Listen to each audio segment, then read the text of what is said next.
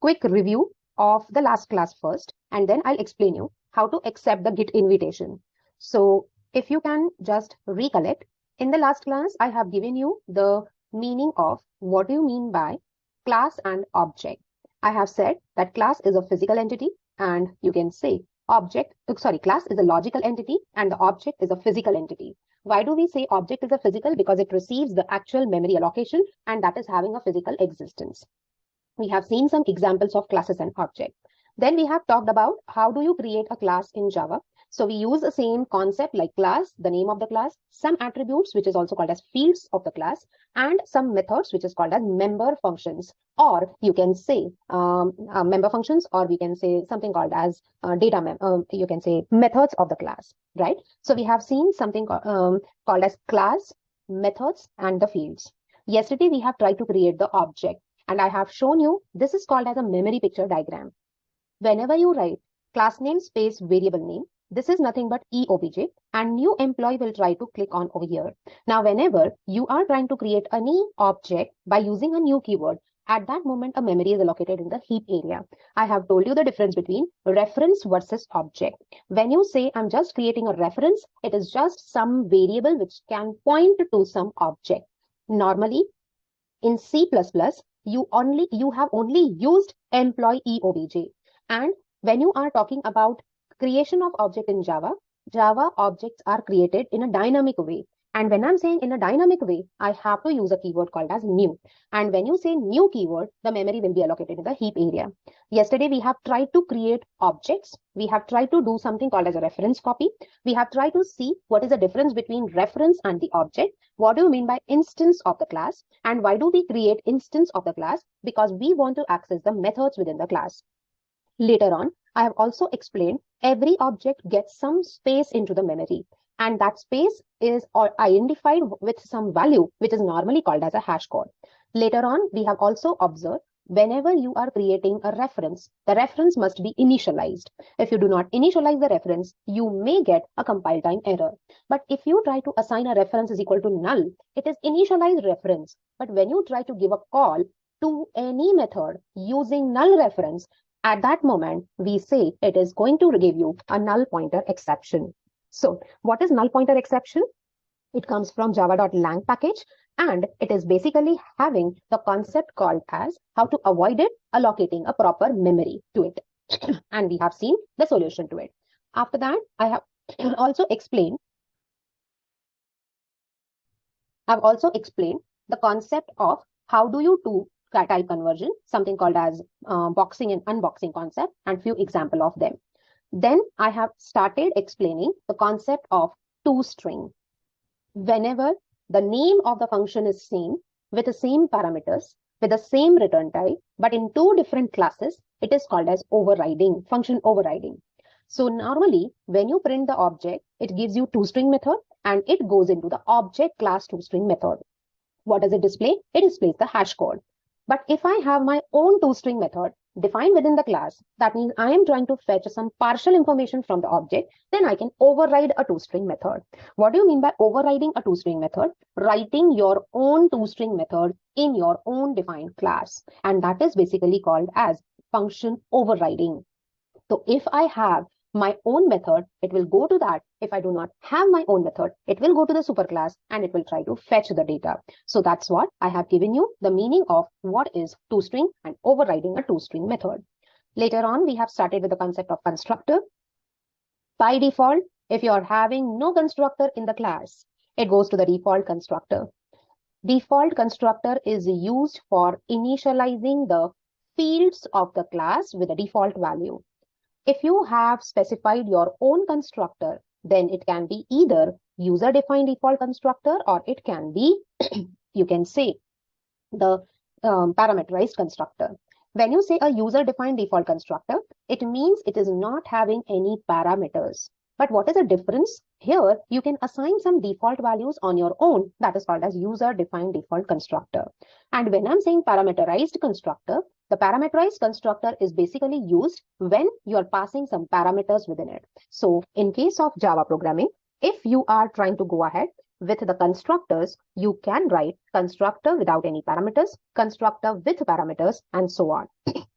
After that, we have also seen you can give a call to one constructor from another constructor body. And that concept was called as constructor chaining. If you go for constructor chaining, you can easily call the one constructor from the body of another constructor, right? So we can do that with the help of this keyword.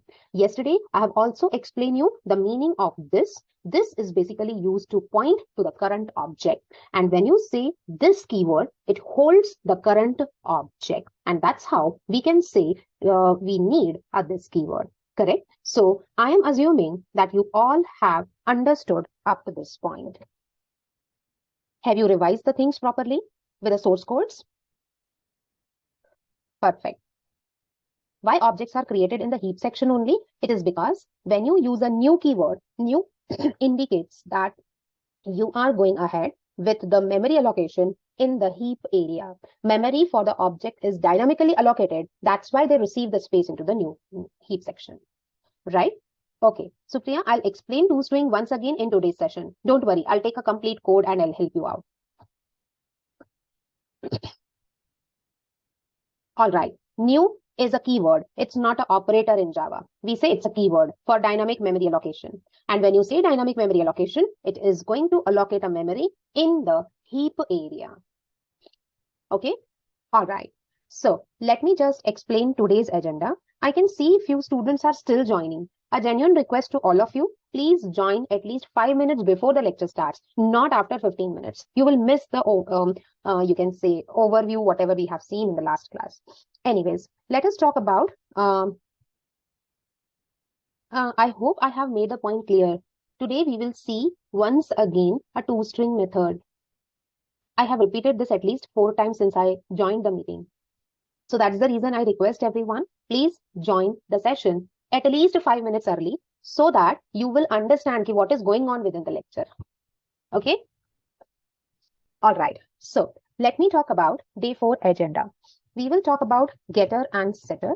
We will write one complete code in which we will have a complete code where we will see how to avoid NPE exception one more time. And for those who are still finding it difficult, I'll just go ahead with the toString method once again, and we will see how do we create object of one class inside another. And then I'll explain you the concept of dividing your code into module, which is also called as a simple example of package. Then once we will cover this, we will talk about the static keyword, right? And that's what is today's agenda. I'll just save it as day 4. All right. Before proceeding ahead, we will share the data on the WhatsApp group till the time we do not send the Git invitation to everyone. There is a limitation on GitHub that you can send the invitation 50 people at a time. So we have sent a request to 50 students as a Git invitation. How will you come to know that you have received the invitation? In your Sunbeam portal, I hope you remember, in your Sunbeam portal, maybe I'll just write something and I'll log in. All right. You might have worked upon edit option and you might have put GitHub ID. If you have put here a GitHub ID, we will be able to send you the invitation. But the limitation is 50 people at a time. That's what the GitHub is giving us. And that's the reason we have sent invitation to first 50 people. Next batch, again 50 people. So as Rahul sir has mentioned, approximately 90 plus invitations have been sent. Now, if you can observe, if you have got the invitation, you might have received one email that Akshita Chanchlani has invited you to collaborate to the CJ011 repository, right? So that means what? This mail says that you have got the invitation. Once you accept this invitation, we will just send it to another 50 people. So Rahul sir is saying he have sent the request to 111 students, 60 are spending. So maybe by tonight or maybe by tomorrow morning, we will send you the invitations, right? So why this is in pending mode? Because till the time you do not accept our invitation, you will not be able to fetch the data. That is point one. And we will also not be able to send the request. So at least जो भी students को invitation आया है, you can accept or decline this invitation. So when you say in your email, whatever email that you have given to us, whatever username that you have given to us, there you will see accept or decline. You can head over this and you can just click on your this account. When you head over this accept or decline, it will show you whether you want to accept it or whether you want to reject it. Once you accept the invitation, you can see view invitation and then you can just accept it. Mine is already accepted. That's why I'm not able to show you that option, right? Will you please accept the invitation at the earliest so that everyone will be onto the same page? So here, once everyone will accept the invitation, once from our end invitation is sent to everyone, then I will explain you how to go for Git Bash installation and how to get the data. I hope the instructions are clear. All right. So I am waiting here for a minute. You can log in on your Gmail account or whatever login account that you have. If you have received the invitation, can you please accept it now so that by end of the session, many people will get the invitation. If it is done, please post done into the chat box. It's just a small help. View invitation option दिखेगा आपको. View invitation option दिखेगा. आप view invitation करके accept invite कर दीजिए. Done. Good. Thank you.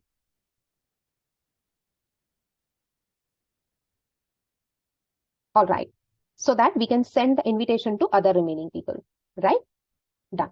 Okay. Rest other part, how to fetch the data, I'll let you know. Maybe in the last 10 minutes, today I'll explain how to install Git Bash. Accept option नहीं दिखा रहा है तो आपको view invitation option दिखाता रहेगा. View invitation and click it. अगर आपको ईमेल नहीं आया है तो वो आज आएगा. That's what I have said, Rishikesh. Don't panic. You will receive the email. If you have received the invitation email, please accept it. That's what I have said. All right. Shall we go ahead to the next topic, which is called as getter and setter now? All right. So let us talk about the need of getters and setters. Now, do you know what is getter and what is setter? Have you ever heard about it? Right. What it is exactly? They are also called as inspectors and mutators. They are used to get the values and set the values. Perfect. Now, let me go ahead with the same example that we have seen in the last class.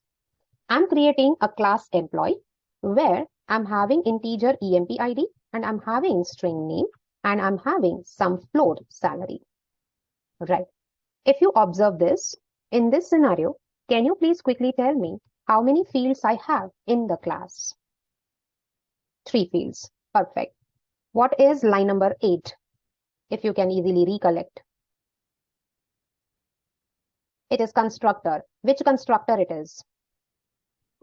It is parameterless constructor. Perfect. It is also called as user-defined constructor. Perfect. Good. If I write here something, maybe integer EMP ID, comma, float salary, and I'll say string name. If I write here this line, can you please tell me what exactly line number 15 is? It is parameterized constructor. Perfect. Next, having 3 parameters. This we have seen in the last class. Now, please listen, everyone. At this moment, I'm writing void except, where I'll go for, or maybe I'll just say display, a simple function, where we will try to print the details. Maybe EMP ID, this dot EMP ID. Maybe I want to go for second is salary. So we will go for this dot salary and we will say name. So this dot name. I hope this till this point everything is clear.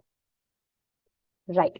Now let us assume I'm creating one employee object E1 is equal to new employee. which constructor will be called? Parameterless constructor will be called. What will be the values? 1, 25,000 and default. If I say e1.display, will it display all the details correctly? Let us execute and check. Run as Java application. Perfect. Next, let us say I'm writing employee E2 is equal to new employee. I'm passing some fields, ID, salary, and name. I'm passing some ID as 123, salary as 50,000, and name, let us say person1 or EMP1. And I'll say E2.display. In this scenario, which constructor will be called? Parameterized constructor. When you execute this code, it is going to give me this data, right?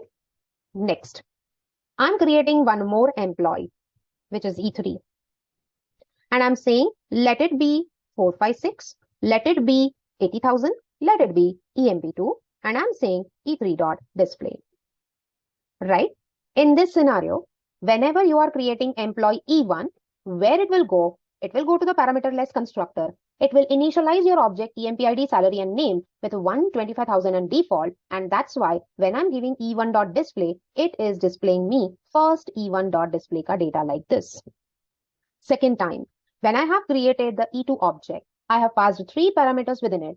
3 parameters are passed while creating the object. Parameterized constructor will be called, and here EMPID will be allocated as 123, salary will be allocated as 50,000, name will be allocated as EMP1. It means 3 parameters are being initialized inside the object E2. When I say E2.display, it is going to display EMPID, salary, and name. That is what it is displaying to us. When I have created employee E3 is equal to new employee, while creating the object of the class, I have passed 3 parameters with it. So it is going to give a call to parameterized constructor and initialize the 3 fields inside which object inside E3. And when I say E3.display, it should display me E3 ka data. Have you all understood up to this point? Everyone. Is the program flow is understood? The one who was asking me? All right. Now, let us say I'm writing E2 dot salary is equal to 2000, right? I am trying to modify E2 salary as 2000, correct? And let us try to display E2 once again. I'll just put here a println statement, modifying E2 salary. So can you see E2 salary has been accessed directly and E2 salary have been modified, and when you execute, initially his salary was 50,000, someone have modified its salary and it have become 2,000. Have you understood, everyone? Right. Now suppose I am again saying system.out.println, I am modifying E3 salary. And I'm saying let E3.salary be equal to E2.salary. जितना E2 का salary था वही E3 को apply करो. And let us just try to print E3.display. Let's execute. Can you see E3 का भी salary have become 2000? Right? It means what? It means that we are trying to access the fields of the class outside its scope. Am I saying like this? I am trying to modify the field of the class outside its scope, and anyone can modify it, right? So here, is it a good practice? Anyone can modify anyone's salary? No, right? Why it is allowed over here? It is because, I'll write a statement. By default, the fields of the class receives access specifier at package level, या फिर जिसे हम बोलते हैं default package level. So what do you mean? It is not public, it is not private. The access specifier is at package level. तो जितने भी आप classes, जितने भी आप fields, जितने भी आप methods आप declare करते हो, they all receive the package level visibility. Package level visibility. Did you all understand? Since My class employee and my class day4_1 both are belonging to the same package. So I am able to modify the data at any point of time. Have you understood, everyone, what has happened? Perfect. So by default, if you are not specifying any specifier to it, then it is having package level visibility. What do you mean by package level visibility? Can you quickly tell me employee class कौन से package में है? हमारे package का नाम क्या है? Can you see default package? Right. Can you please tell me day4_1 इसका पैकेज का नाम क्या है? Default package. So my EMP ID, salary and name will be accessible in the whole package anywhere. Means anyone can modify it. Are we okay? Have you understood now? Right. But is it a good practice कि एक object दूसरे object के salary को modify कर रहा है? No. So there is no security which is achieved in case of this program. Default package के अंदर रहता है आपका file. I hope you remember day 2. I cannot go back to day 2 and day 3. Whenever you create any source, any file, it goes back by default into the default package. Default package is not java.lang package. This is the package name which is created in your program. Default package which is included in your program is java.lang package. Okay? All right. All right. Good. Good. Now, let us make the change. I'll just copy this code. So if it was having a package level visibility, we were able to modify the fields of the class outside its scope. Correct? And there was no security. That was the reason. Now let me just copy this. I'll paste it and make a exact replica of it. I'll close this project. Anu, I'll come to that point later. Have patience. Please trust me, guys. I'll cover the points with the proper pace and at the correct location. Right now, I do not want to create a confusion. Hold on. I'll go to refactor, rename, and I'll say 4_2. I'll say finish. All right. Right. Now, let us understand the next point. Suppose now I am making this as a private. I'm making this as a private. I'm making this as private. Right? If I'm making this as a private, can I access EMP ID, salary, and name outside the class employee? No. That means have I achieved little bit of data hiding concept or something called as security concept? Correct. Good. Now, let us observe. As soon as I have made this as private, can you see I have got the error over here? The field employee.salary is not visible. It is giving you quick fixes. It is saying you can change the visibility of salary to package or create a getter and setter for salary. So normally, it is a convention that is followed in the programming that जब भी आप class के fields को declare करते हो, declare them as private so that no other person, no other object can modify it directly. Member functions are let it be at the package level visibility, but members, you say fields, are always declared as private. So conventionally, it is followed that fields of the class are declared as private and methods are having package level visibility. कुछ समझ में आया? Everyone? Right. Whenever I'm declaring any field with the keyword private, it means no one can modify it. As soon as I have made this as private, I am unable to see this salary equal to 2000. You cannot modify that. The reason is it is declared as private. Right. Next, package level visibility is not similar to public. Do not mix the concept. I am just working with the package level means उसे सिर्फ उसी package में visibility है. Hold on, I'll cover it. Next, can you see here? E3 dot salary, E2 dot salary, right? Now can you see I'm getting the error again? The field is not visible because salary is declared as private. So the error is. Okay, have you understood up to this point? Perfect. Now tell me, अगर मैं यहाँ पे methods को private बनाती हूँ, suppose I'm creating methods as private, right?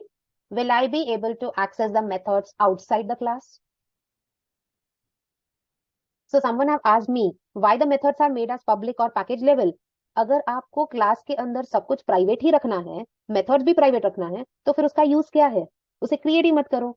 Why do we use methods? Just to use some functionality of that specific class. I hope you have got the answer.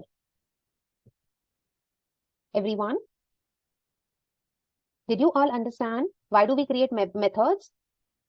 Every field of the class by default receives package level visibility. Are you okay now? Have you understood the sentence? जितने भी fields, जितने भी methods आप आपके class में बनाते हो, by default उन्हें package level visibility मिलता है. Package level visibility means उसी package के अंदर आप उनको access कर सकते हो. अगर आपने उसे पब्लिक किया तो पब्लिक से वो पैकेज के बाहर भी एक्सेस हो सकता है. Are you okay now? I do not want to access that data outside my package. That's the reason Java gives you one more access specifier, which is also called as package level visibility. Okay? Got it? Perfect. Shall I proceed? All right. So now, everyone have at least understood that I am declaring this as private. It means this is not allowed. This is also not allowed. Right? So now, next point. Can you please tell me where you can access fields of the class? आप लोग fields of the class कहाँ पे access कर सकते हो? Inside the methods. Do you agree? हम methods क्यों बनाते हैं? So that fields of the class को हम modify कर सकते हैं. Right? Yes or no? Right. Now, let me go ahead and observe. Please do not ask the questions which are not related to this topic. I have not taught you the topic called as packages. So आपको मैं package concept अब आज सिखाने वाली हूँ. Please see this. Can you see? This is day 4 agenda and I've said I'll tell you the concept of package. तो एक package में कितने क्लासेस हो सकते हैं, एक पैकेज में आप पब्लिक कैसे बनाते हो, प्राइवेट कैसे बनाते हो, पैकेज लेवल विजिबिलिटी क्या है. तो still have I reached at this point? No, right? So I'm still on the first point. Don't go ahead of the topic. It will create a confusion and you will only regret later on. Just go with the flow. That's what. I hope you guys trust me. Do you guys trust me? You have to keep trust on me. Right. So, ठीक है. Let us go ahead then. Next. So, let us say I'm writing one employee class object. EOBJ is equal to new employee. And I am assigning some EMP ID. I'll make little space. Okay. I'm assigning some EMP ID. I'm assigning some salary, maybe 30,000. And I'm saying, let us say, person name. Correct? Now I'll say eobj.display. Correct? Next. When I try to display this data, it is going to go ahead and display this output. Are you okay with this output? Yes or no? Right. Next. Quickly tell me, can I write eobj.salary as a 50,000 over here? Answer is no, it is not allowed. What's the reason? It is declared as private. Perfect. But can I say at some point of time, चलो मेरा EMP ID change नहीं होगा, मेरा नाम change नहीं होगा, but can the salary be changed after some point of time? Maybe after 1 year, 2 years and so on? Yes. It means, can I say I wish to modify the private data member. Do you agree? Right. If I want to modify the private data member or private field, in that case, we need setter. Are we okay?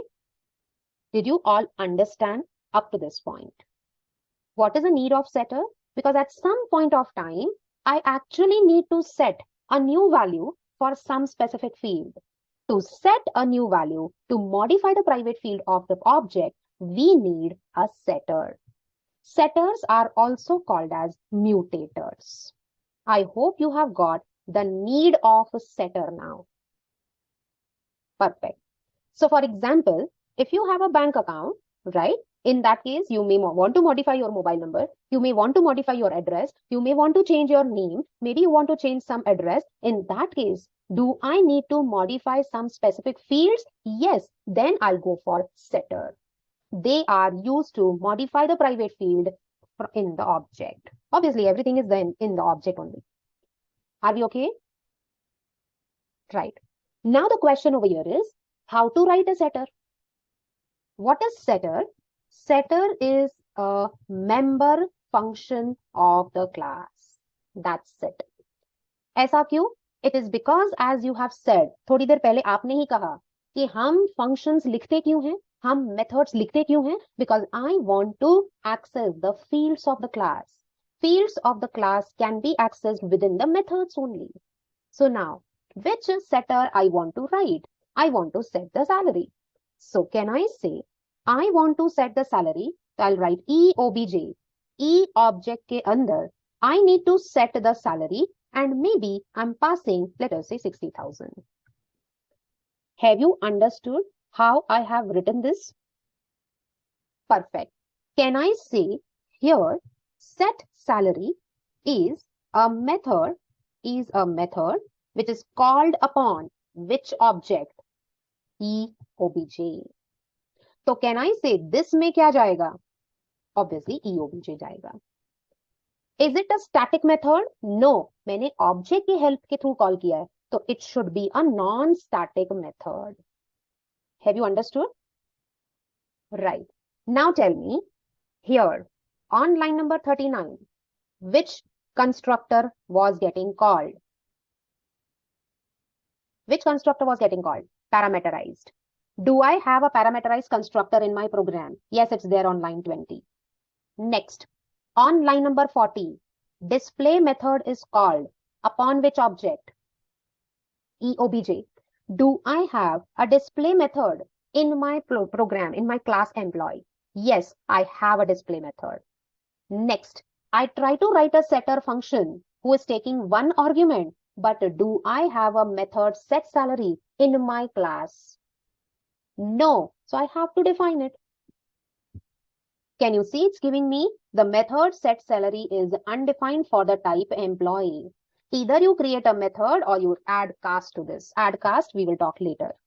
So I need to create a setter method. So I'll say set salary. Bracket mein, I'll pass float salary. Am I returning anything? No, I'll just write void. This dot salary is equal to salary. Whatever salary user is passing on whatever object, उस object के salary को नया salary field दे दो. कुछ समझ में आया? Yes or no? So, have I tried to modify the field of the class? Yes.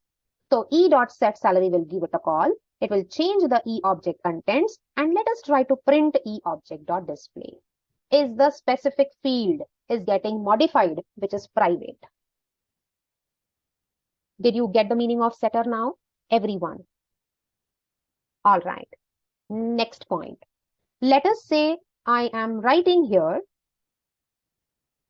I just want to know what is the employee ID of e-object, right? So I'm just writing employee ID of e-object is equal to, and I'm saying eobj.empid. What's the field name? EMPID. eobj.empid. Can you please tell me, is it allowed? Not allowed. Why it is not allowed? Because it is private, right? If I'm saying it is a private, I cannot access it. When I say display, it is displaying me all the details. I do not want all the details of EOBJ. I want to just know what is the employee ID. So here, how do we proceed? If we wish to fetch EMP ID or individual field, which is private field, from the object, then we go for getters. So what is getter? It is also called as inspectors. To read the value, to fetch the value. So now I'll say eobj.getID or get EMP ID, whatever is the name I've given. Can you please tell me, do I have EMP ID now? Method. No, I have to create it. So I will write here get EMP ID. Yogesh, I'm muting you. Okay, get EMP ID. Now tell me, is it going to return me some EMP ID? Right. Shall I have a return statement? Current object का EMP ID मुझे return करके दो. तो function का return type क्या होना चाहिए? EMP ID is of int type, so I shall have int as a type. All good up to this point? All right. So now, if I just write EMP ID EOBJ, it will return. But do I have to print it? Of course, I have to print it. So can I write here like this?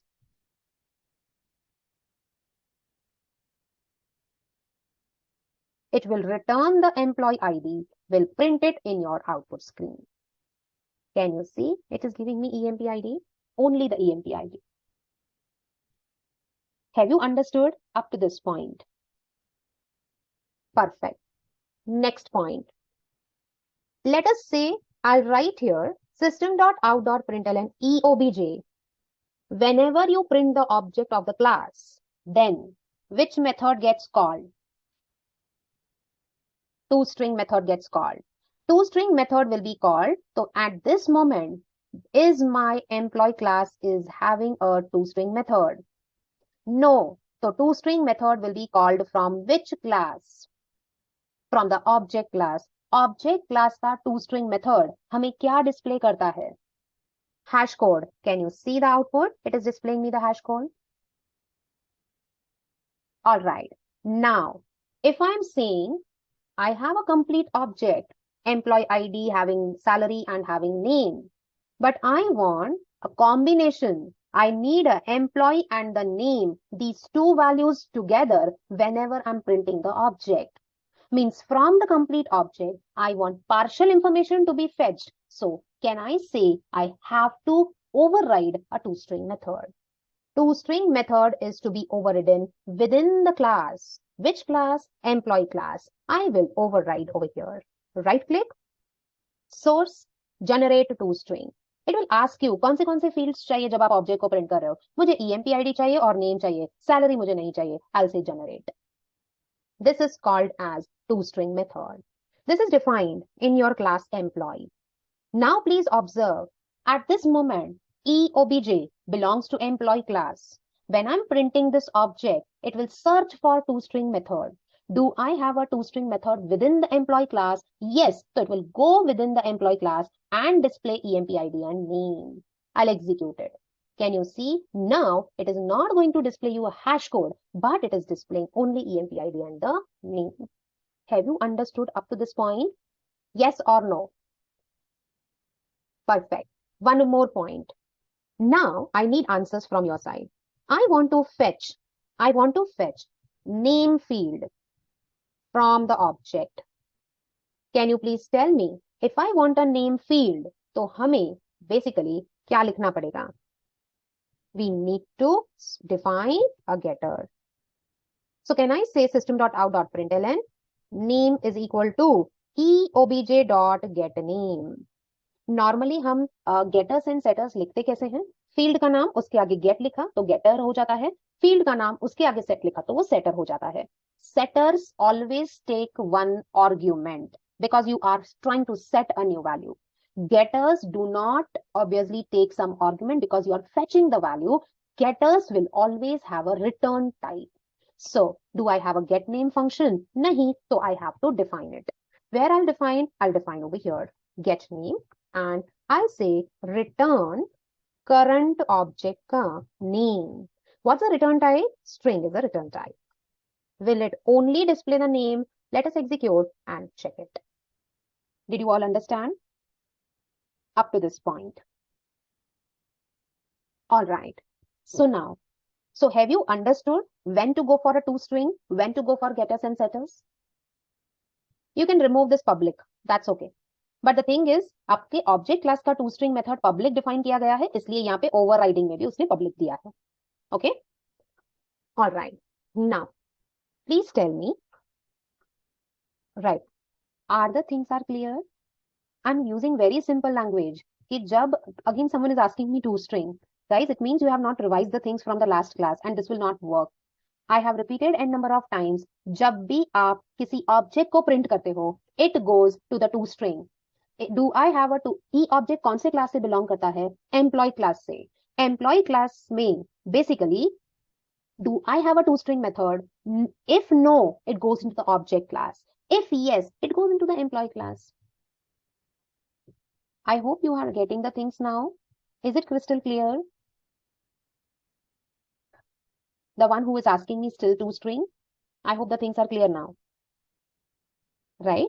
अगर मेरे पास खुद का method है तो मैं क्यों super class के पास जाऊंगी? अगर मेरे पास खुद का मेथड नहीं है तो I will go to the super class. That's how it is.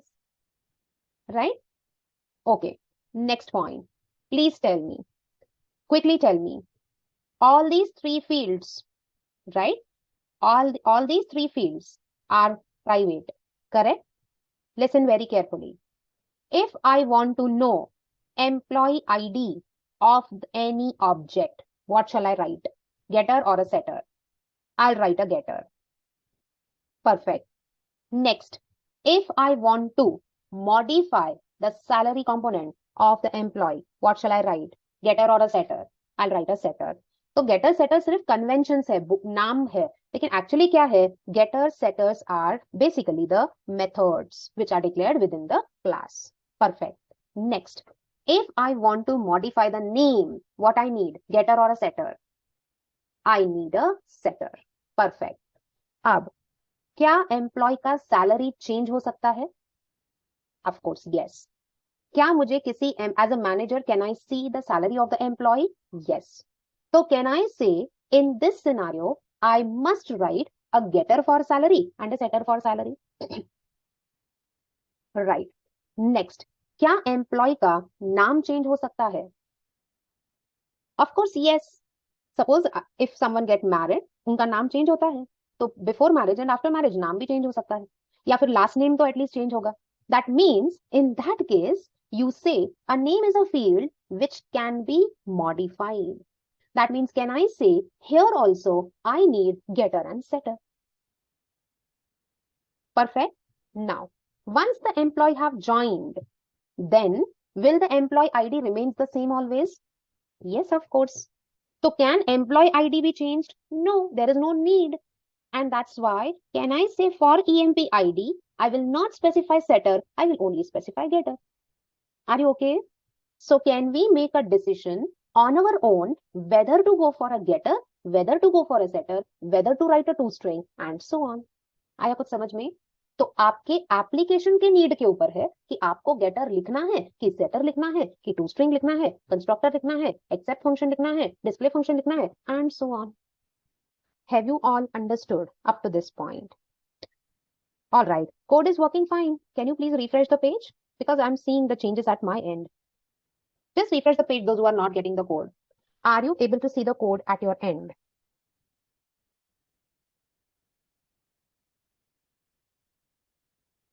All right, you can keep the ID as constant. That is also okay. But right now, I've not taught you the constant keyword variables. ठीक, code दिख रहा है सबको portal पे? All right. Have you all understood the examples of getter and setter? Right. Next. Now, everyone is at least clear with the concept called as class, object, parameterless constructor, parameterized constructor, constructor overloading, constructor chaining, getters and setters. And जो ये आप accept, display ये सारे functions लिखते हो, इसे हम बोलते हैं facilitators because they gives us some kind of facility for performing some job. And toString method. Have you all understood the complete meaning of all these terminologies? There's no copy constructor in Java. Okay, all right. Constructor chaining, I'll take one example. You will get cleared about it. So I'll go to new project. I'll create a complete project now so that जो भी आपका miss हुआ है एक quick revision के जैसा हो जाएगा. I'll take one class which is day 4_3 and I'll say correct. I'll create a class employee. Inside the class employee, I'm having, all right. Inside the class employee, I'm having string name. There is no pointer in Java. There is only this. This is not a pointer. This is basically used to avoid the ambiguity. And this is a keyword in Java. It's not pointer. Okay. All right. So I'll say integer EMP ID and I'll say maybe float salary. I'll say string designation and string department. Assume these are the fields. Correct. So can I say there are 5 fields and I want to write 5 getters. I want to write 5 setters. I want to go for parameterless constructor. I want to go for parameterized constructor and I want to go for a toString method also. Right? So if you can just observe, तो 2 constructor लगेंगे, एक toString लगेगा, plus आपको display function लिखना है, वो भी रहेगा, plus if you want to go for except function, तो वो भी रहेगा. Let me mute all. Right? So ultimately, and 5 fields here, so you need 5 setters and 5 getters. So approximately 12 to 13 functions that you need to define. Do you agree? Perfect. Now, why we are using Eclipse? STS Eclipse gives us some help in writing the skeleton of the code ready-made. I request everyone not to use this functionality for today. Tomorrow onwards, you can use. The reason is, till the time you do not write the code on your own, you will not gain the confidence. Correct? But let me explain.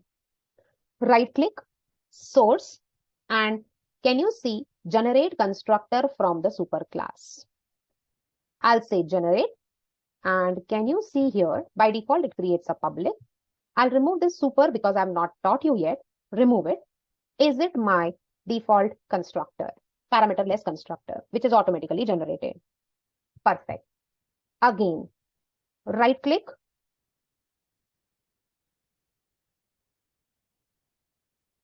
source, generate constructor using fields.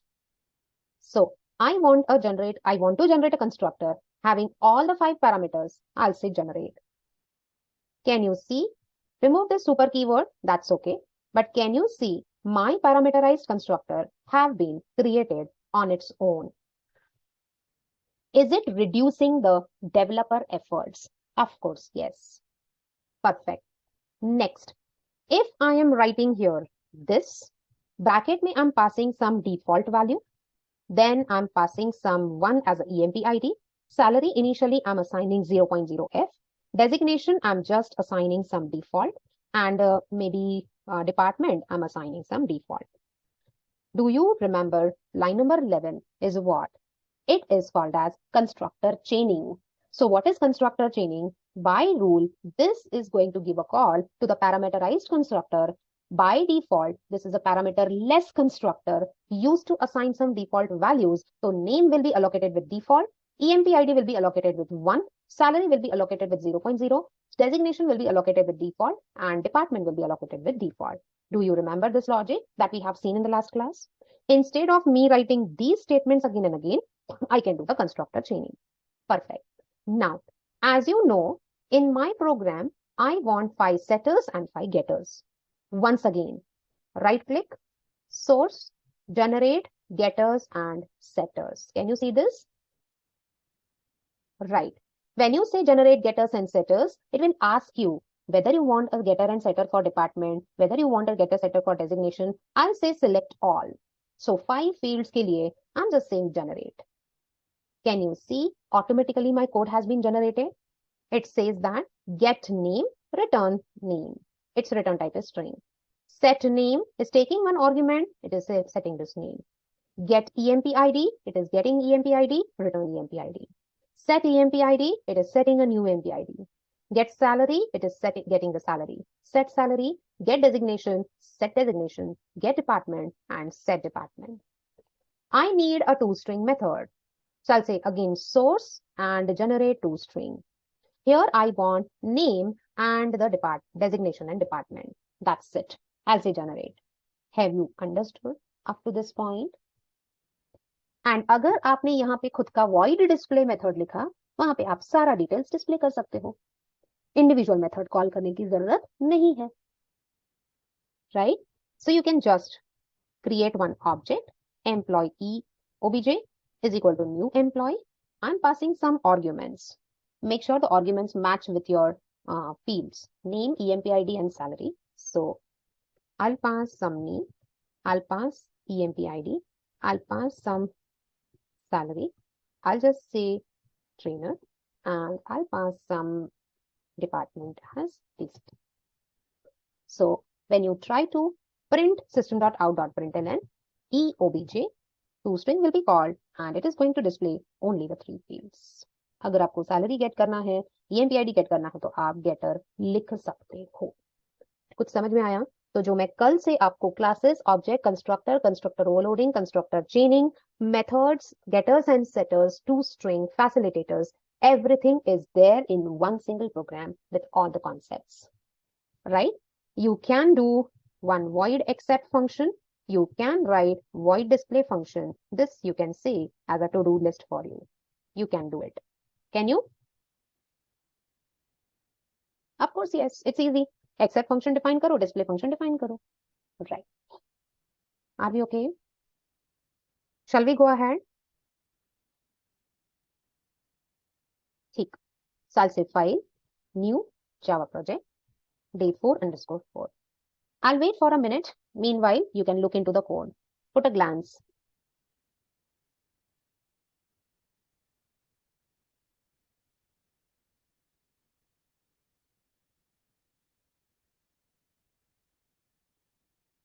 I'm just waiting. If you have understood everything, just let me know.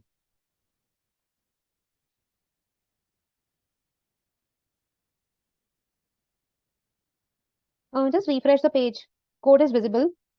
I can see the changes at my end. Others, can you please confirm if the code is visible? Devani, just refresh your page. Others are seeing it. They can see the code.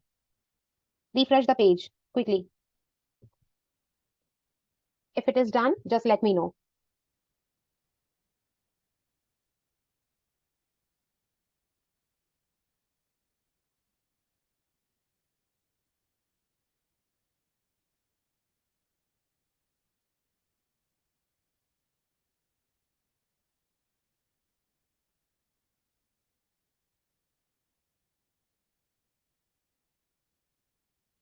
Go to Sunbeam portal, check online sessions. There you will see the code and there you can see. Code में आपको पूरा code दिखेगा.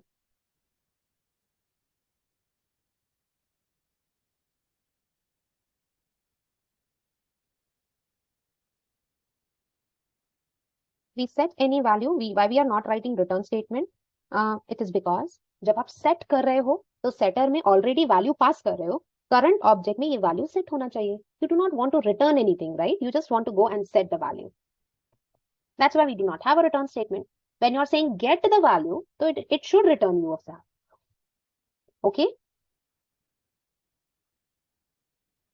All right. Shall we go ahead or shall I wait?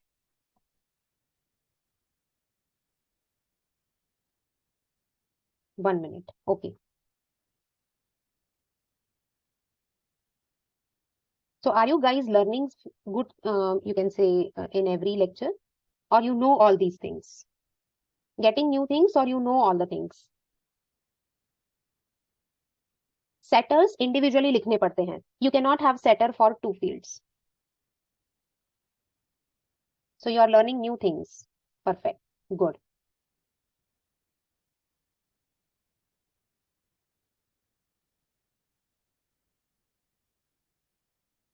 No, there is no friend function. All right. So I think 1 minute is over. Right. So let us talk about the next concept.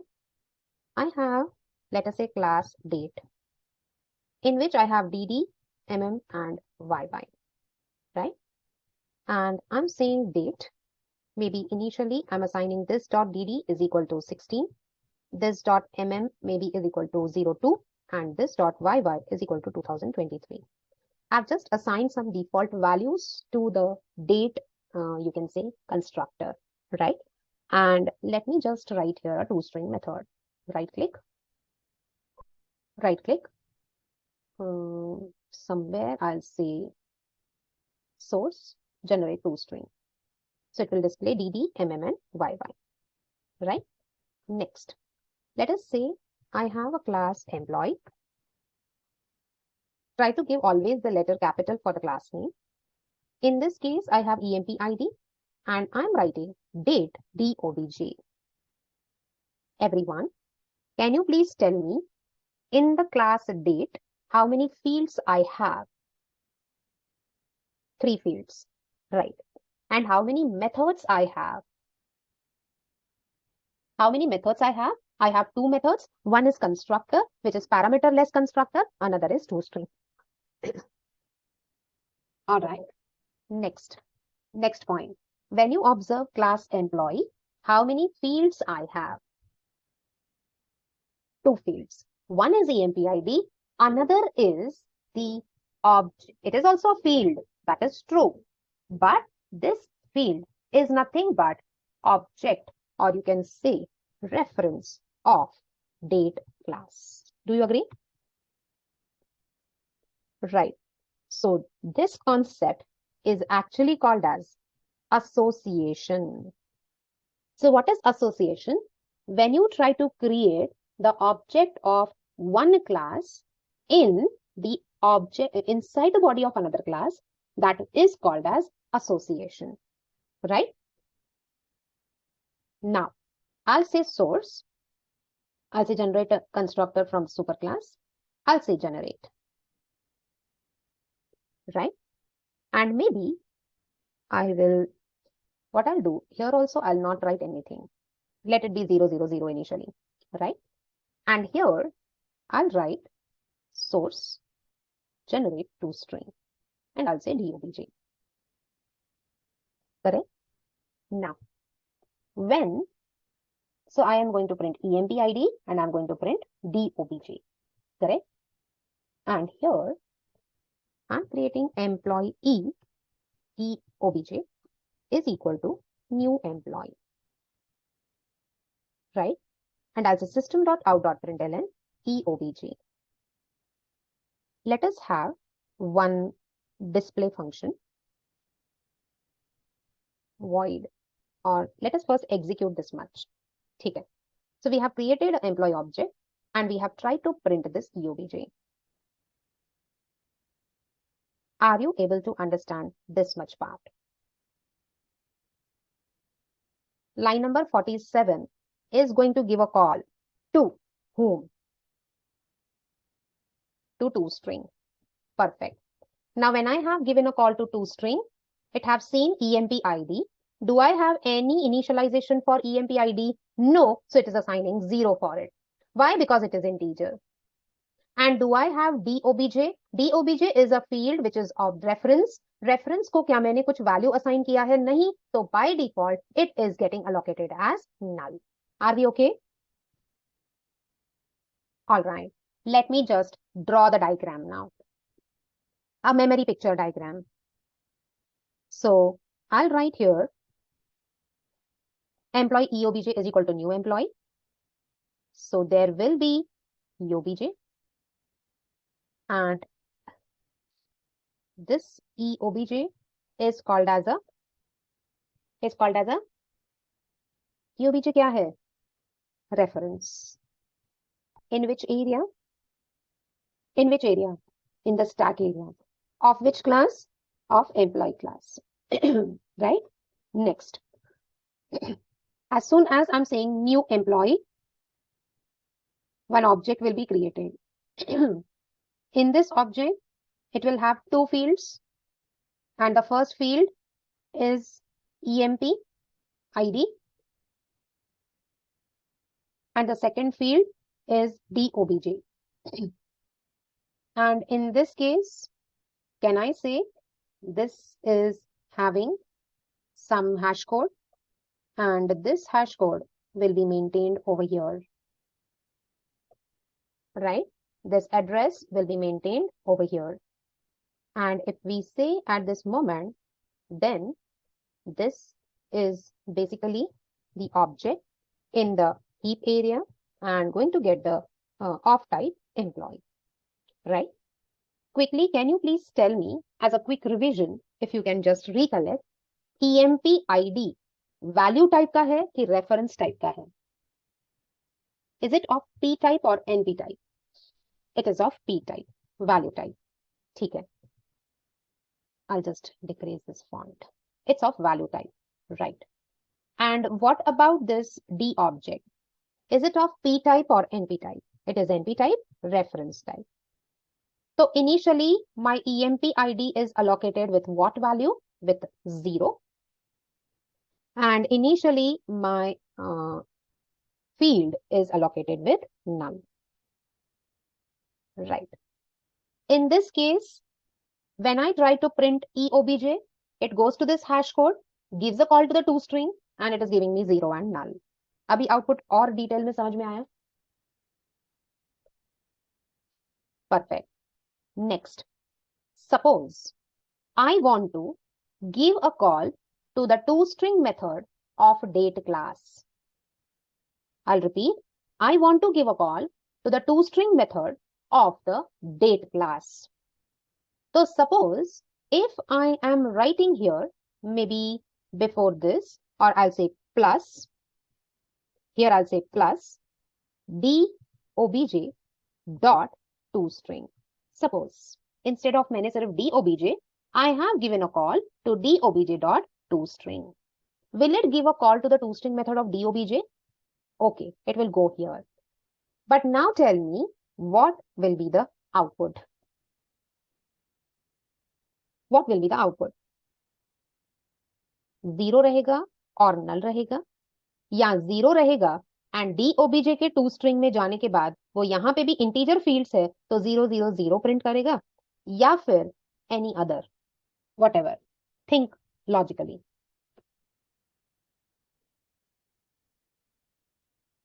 Okay, let me execute. Have I got the exception? Null pointer exception.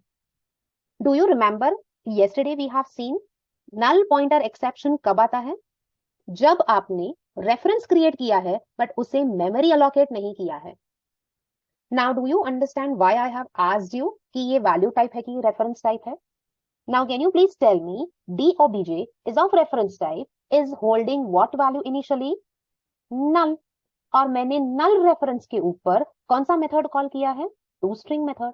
तो नल reference के ऊपर जब आप कोई method को call करते हो तो क्या आपको 000 वैल्यू आती है क्या? नो. तो क्या आता है? नल पॉइंटर एक्सेप्शन आता है. Have you understood why the error is, why the exception is? Because here if you right DOBJ, I'll just copy this, right? I will need this one more time for the second scenario. If you write right here, if you are writing DOBJ dot toString calling method on null reference throws null pointer exception. Because reference initialize ही नहीं है तो obviously आप उस particular reference को के through किसी भी method को कॉल नहीं कर सकते. It is throwing null pointer exception. Have you understood why the error is? Why the exception is? Perfect. So if I want this null reference should point to the date object. तो can I say somewhere in the program जब मैंने यहाँ पे date dobj लिखा है, if I write equal to new date, will it avoid a null pointer exception now? Of course, yes, because when I say emp id and date dobj is equal to new date, whenever I'm creating the employee object, initially this reference is allocated with null. But when it will see dobj is equal to new date, so what will happen? One more object will get created. Inside this object, it is going to have dd, it is going to have mm, and it is going to have yy. In this scenario, can I say this is dd, this is mm, and this is yy? At this moment, all these are of which type? All these are of p type or value type. This is also of value type. This is also of value type. So by default, what value will be given? 0, 0 and 0. Now, can you please tell me where I will receive the space? It is an object. It will receive the space in the heap area. It will receive the of type date. In this case, as soon as I'm saying new date, anonymous object is created, but I'm saying let my dobj point to the new date, can I say because of that, this connection will be made. And because of this, what will happen? At this moment, now our dobj will hold the hash code of this value. I hope now the diagram is clear to you. This is called as memory picture diagram, memory object, right? So let us execute now. Can you see null pointer exception has been removed? I wait over here, look at the code at your end and look at the diagram.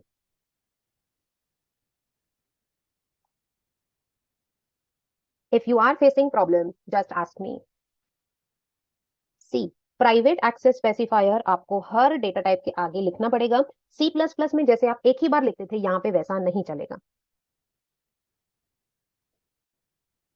Okay.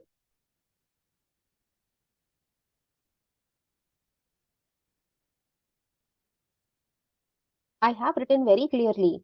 EOBJ and DOBJ both are pointing in the heap area. Okay. 0 कैसे आया? Can you see, Sarvesh? I have created date DOBJ is equal to new date. To whom it will give a call? Whenever you create an object, what gets called? Constructor gets called. Do you agree? तो क्या मेरे date class के अंदर constructor है क्या? हाँ, constructor है. लेकिन कंस्ट्रक्टर के अंदर मैंने कुछ फील्ड्स इनिशियलाइज किए क्या? नहीं. तो वो कहाँ पे जाएगा? डिफॉल्ट कंस्ट्रक्टर में. डिफॉल्ट कंस्ट्रक्टर में वैल्यूज क्या रहेगी? 0 0 0. I hope you are there and awake and understanding the things. Perfect. Shall I wait or shall I proceed? Are you looking into the code and the diagram? Okay, I'll wait. ठीक है, I'll wait.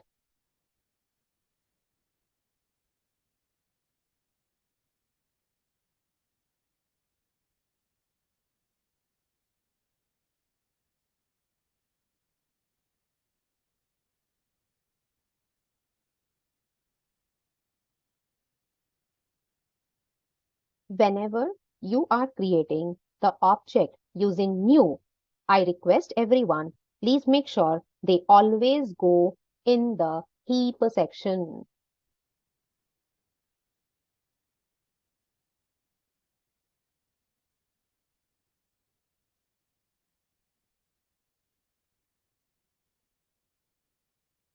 Okay?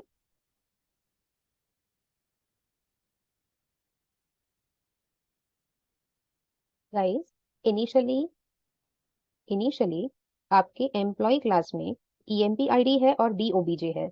EMP ID int type का है तो उसको by default मेरा default constructor 0 ही value देगा ना। How can you forget the basic concepts.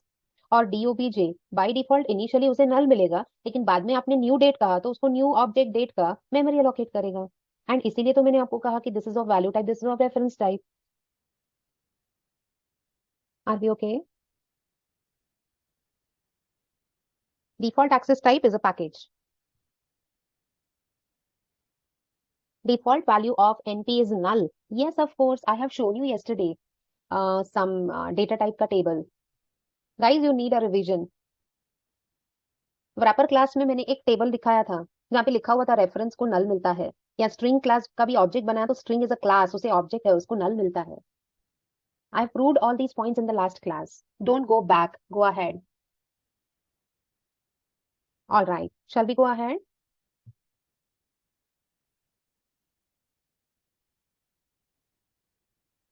ठीक है। So this diagram is called as memory picture diagram of the object. Normally, if you get some questions in your interview कि object को कहाँ memory allocate होता है, reference को memory कहाँ allocate होता है, how the connection is made, you can prove by drawing these diagrams. Okay, I think we should proceed.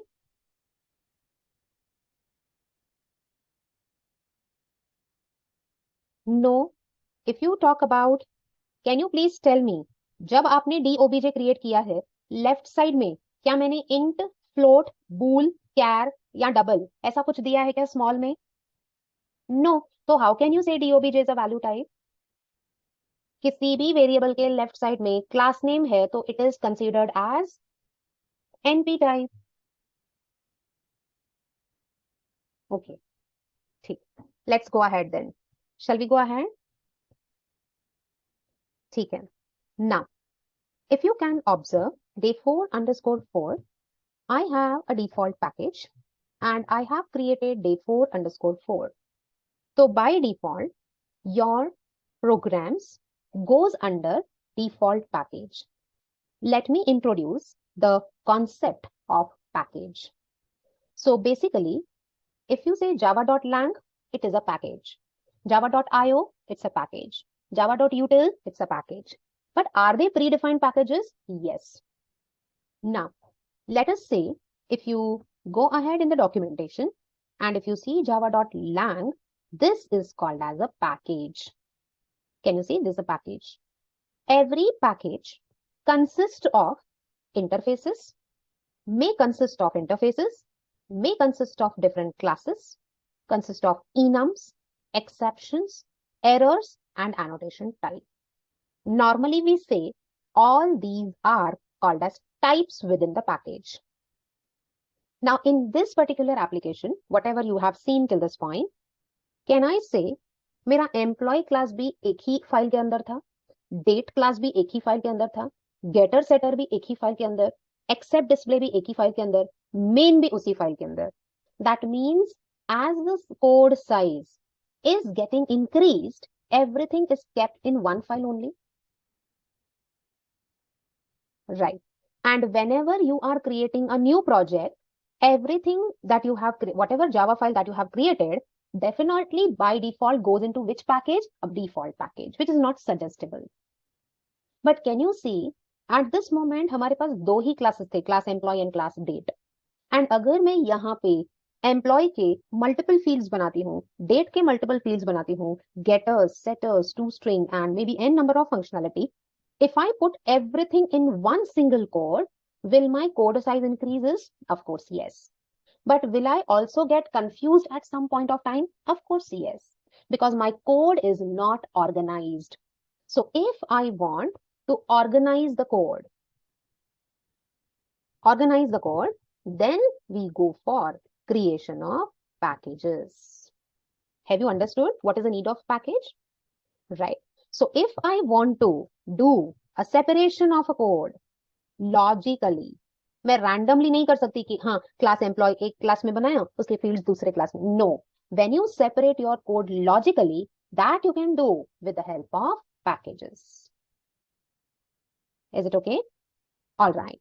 So now Let us understand the same example and we will try to create packages. So I will have one package. So what is package? It is like a folder, right? I will give, let us say this is my project, which is with respect to employee, right? And now within this, I will have multiple classes or Java files where I may have one, you can say, class, maybe employee.java file, and maybe I will have another class. What's my class name? Day4_5. So I'll say day4_5.java file. So what I'm doing, I'm just trying to make a segregation between the employee class and the main class. So this will just this is called as logical division of the program. So what I will define in employee.java, the functionality of it. What I will define in 4_4.java, I'll go for a main. So here I'll just define the class employee. And in the main, here I'll define a main and we will create instance of employee class, right? And when I am dividing my complete project into different .java files, it is always a good practice to logically related जो project है उसे एक package में रख दो, and that is nothing but you can give any name, and I'm giving, let us say, package P1. Any name you can give. You can give java.p1.emp, maybe sunbeam.emp.p1, and so on and so forth. Normally, when you are in industry, you give the package name by the dot symbol. Maybe I can say sunbeaminfo.p1, sunbeaminfo.p2, sunbeaminfo.p3.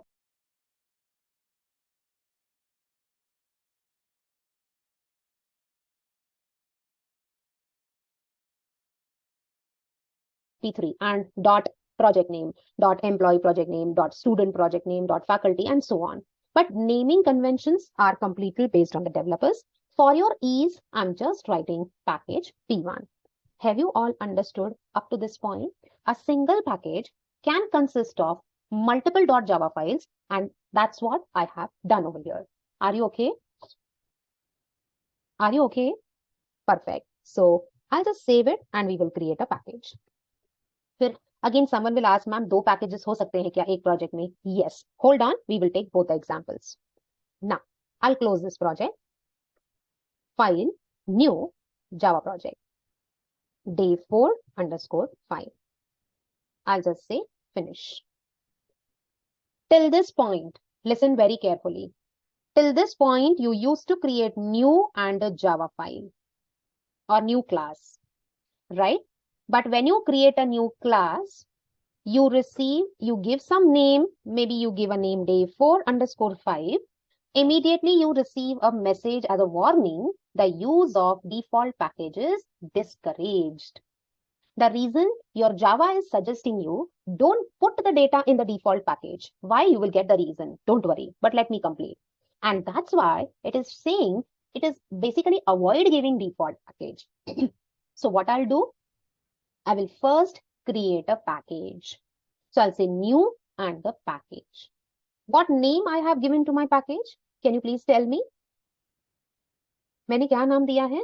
P1. So you will say package P1. I'll say finish.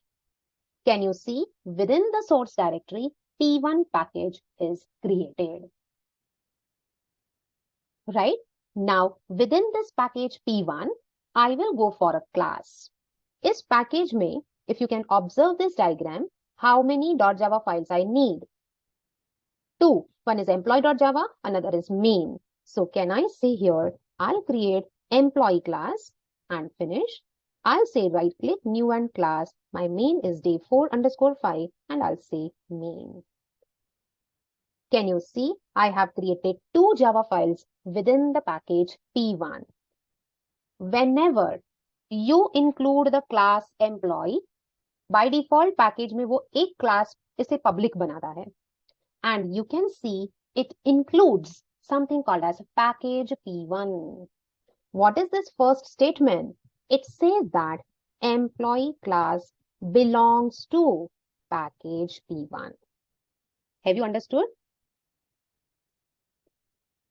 I have right click on this package, I've said new and I've said class. उस package को मैंने right click किया है.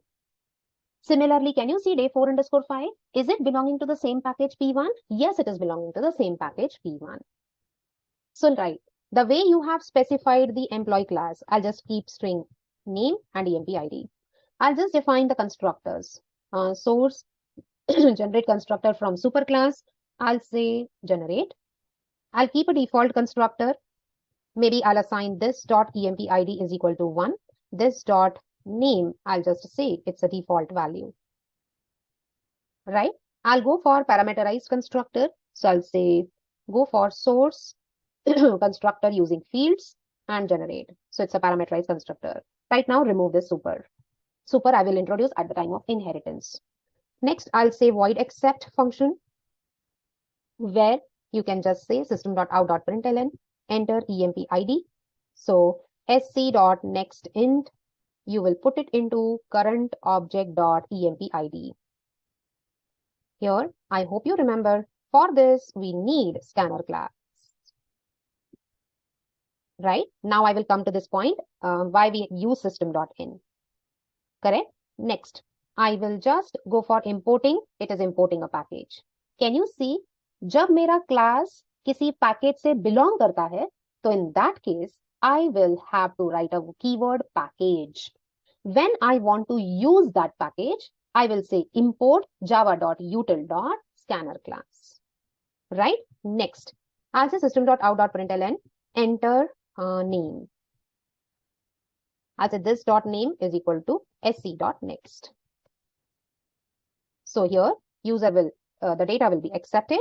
And when I say void display, I'm trying to print name is equal to this dot name. And we will try to print id is equal to this dot emp id. Is the code is clear to everyone? So I have defined only one employee class. Can you see here, everyone? So can you see here, scanner is just imported over here, package is P1, right? Next, let us talk about main. At this moment, अब main में, I'll say employee E is equal to new employee, and I'll say E dot accept and E dot display. Is my code is complete? Yes, let us run. It's asking me enter the ID. It's asking me enter the name, and I've got the name and ID. Are we okay? Have I divided my code logically into different files? Yes, of course. तो ऐसे ही अगर दूसरा date class था तो एक और date dot जावा बनाइए. Manager class बनाना है, मैनेजर डॉट जावा बनाइए. पर application I will have only one main. Are the things clear? Got it? Perfect. Now, suppose this is modular approach. Packages का need ही है कि you want to achieve modularity. Achieve modularity. That's why. कुछ समझ में आया? Everyone? Right. In this case, one point that you need to remember. Inside the package, in one Java file, you must have only one public class. Why it is so? It is because this class can be used outside the scope. Suppose मैं यहाँ पे public हटाती हूँ. I'm just removing this public. Correct? At this moment, am I still able to access it? Of course, yes. Why it is so? It is because my employee class and my day4 underscore 5.java class, they both are in the same package P1. Is it okay? Have you understood? So I will say as a concluding point, if you do not specify any specifier in the class, it will receive package level visibility. कुछ समझ में आया? What do you mean by package level visibility? All right. Now, I'll go ahead. Hold on. I'll make small change and then we will take a break. Day 4 underscore 6. Now, I'll create two packages, package P1, and I'll create one more package, package P2. In the package P1, I'll just specify the class employee. I'll say finish. In the package P2, I'll just specify the class day4_6 having a main function. Can you see the hierarchy? What I have done? Right. जो पहला employee class था, वही same code I will copy here in this employee class. Hold on. जो पहला main था, this I'll copy here. Let me close this day4_5 and let us work with this. Observe. I have a package P1. I have included class employee. I have included EMP ID and name. I have tried to work with public constructor employee, and accept and display. This employee.java is not giving me any error. This is correct. Let's go to 4_6. Can you see at this moment, I have a package P2 because my day4_6 is belonging to package P2. I have tried to create the object of the class, but can you see it is giving me error? P1.employee is not visible. Why we have got this error? It is because in my employee.java file is there in package P1. By default, is it given a public access specifier? No. तो इसे कौन सा access specifier मिलेगा? Package level visibility, जिसे हम default visibility बोलते हैं. Right? तो पैकेज P1 के अंदर जितने सारे क्लासेस है वो पैकेज P2 को नहीं दिख रहे हैं. Can you see? It is giving employee cannot be resolved to a type.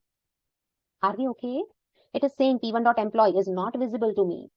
So what is the solution? I'll say public. I'll save it. When you save this code, in this case, can you see here? Again, is this error is gone? Yes. P1.employee. When I say P1.employee, in this scenario, package P1 का employee class को import करो. Is it giving error? No, it is not giving error. The reason is, when you are making this class employee as public, its visibility is public. Public indicates it is having the accessibility outside the scope. So when I जैसे आप import java.util.scanner कर रहे थे, अब मैंने मेरा खुद का पैकेज के अंदर क्लास इंपोर्ट किया है. Have you understood? P1.employee कैसे error remove हुआ? Perfect. Can you see? It is basically not giving me error on line number 10. It will go to the constructor of employee class. Is my constructor is declared as public now? Yes. अगर आप constructor को public नहीं लिखते थे, तो constructor would have got package level visibility. If it is having a package level visibility, even if you say import p1.employee.star and so on, in that case, that will basically will not be accessible if you do not include the public keyword. Public means you can access the methods outside the package level. And if you do not give public, they will be accessible only within the package. तो अब जो मुझे लोग कल पूछ रहे थे, ma'am आपने यहाँ पे पब्लिक क्यों नहीं लिखा या पब्लिक क्यों आ रहा है, I hope you have got the answer. Perfect. Next, check it out. Current directory C. मैं डायरेक्टरी की बात नहीं कर रही हूँ, मैं पैकेज की बात कर रही हूँ. मेरा एम्प्लॉय क्लास कौन से पैकेज में है? P1 में है. तो एम्प्लॉय क्लास अगर आपने पब्लिक नहीं लिखा तो एम्प्लॉय क्लास के फील्ड्स पैकेज P1 को ही दिखेंगे. The visibility is decided in Java based on the package level. Am I talking about the folder? No, I'm talking about the package. Right? Next, observe. Can you see it is giving except this method is not visible? अब समझ में आया ये क्यों visible नहीं है? Because except function, whichever I have defined, वो public नहीं है. तो अगर मुझे पैकेज लेवल तक visibility रखनी है, तो आप कोई भी एक्सेस स्पेसिफायर नहीं दो. अगर आपको उस मेथड को पब्लिक लिखोगे तो that will be accessible outside the class, outside the class, outside the package. Is the error gone? Yes, of course. It's working fine. I hope you have got the meaning of what is package, how we have divided the code. Someone was asking me, कि ma'am, how many classes a package can have? Package can have n number of classes provided हर एक Java file में एक ही public class allowed है. That's a rule, language rule. तो अगर मैं बोलती हूँ कि नहीं, अब मुझे पैकेज P1 में एक और क्लास क्रिएट करना है, may be I want to create one more class, may be I want to go for a manager class, can I create it? Of course you can create it, but can you see here public class manager create करके किया है, क्योंकि मुझे manager class को बाहर access करना है. But if you से अगर मैंने एम्प्लॉय क्लास के अंदर ही एक और पब्लिक क्लास बनाया मैनेजर, चलेगा क्या? नहीं चलेगा. It will give you error. Public type manager must be defined in its own file. So you should have one public class in one .java file, right? Let us say I have integer manager ID. I have some, you can say manager M, or maybe I'm just writing manager, a constructor. This dot mid is equal to 0. And I'm just writing void display. And I'm just saying system.out.println. And maybe I'll say inside manager display function. And I'm trying to print this dot mid, right? Hold on. I'll tell you how to write open. You can see this. Everyone, if I want to access manager constructor outside the package P1, can I say on line number 6, I have to write it as public? Right.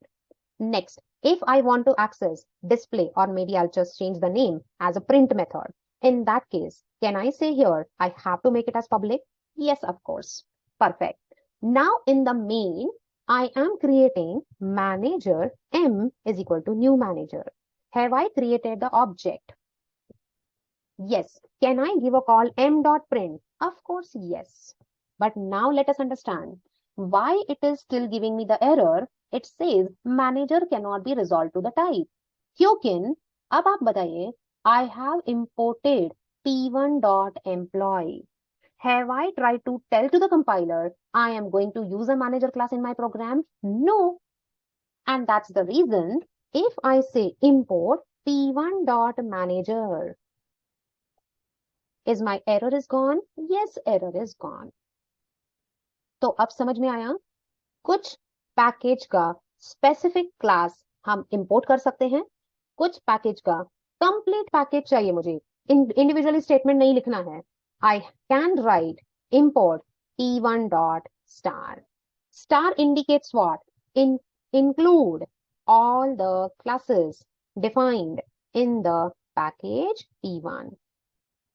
Guys, जब तक जैसे आपको strlen method था, तो आप कौन सी header file include करते थे? string.h. Do you agree? Similar is the case over here. अगर मुझे पता है कि मैं एम्प्लॉय क्लास का ऑब्जेक्ट बना रही हूँ, मैनेजर क्लास का ऑब्जेक्ट बना रही हूँ, तो employee class and manager class के मेथड्स कौन से पैकेज में है? P1 में है. तो मुझे इंपोर्ट स्टेटमेंट लिखना पड़ेगा कि please import p1.include. Import is like including. Are we okay? Is the point clear now with the concept of packages? Whatever n number of queries that you are having, कि एक project के अंदर कितने class हो सकते हैं, कितने files हो सकते हैं, कितने मेन हो सकते हैं, कैसे आप एक पैकेज का डेटा दूसरे पैकेज में यूज कर सकते हो, by default access visibility access specifier क्या है, पब्लिक कब लिखना है, डिफॉल्ट कब रखना है. Are you okay with all these concepts? So that we can take a break. After the break, we will start with a fresh topic called as static. Sure. Perfect. I'll stop here. If any queries are there, please do ask.